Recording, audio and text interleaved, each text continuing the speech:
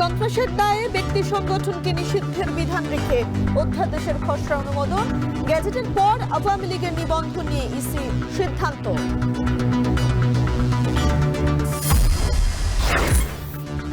আওয়ামী লীগের কার্যক্রম নিষিদ্ধকে স্বাগত বিএনপির। দলটির বিচারের দাবি ফেব্রুয়ারিতে জানায় বিএনপি, বিবৃতিতে মির্জা ফখরুল।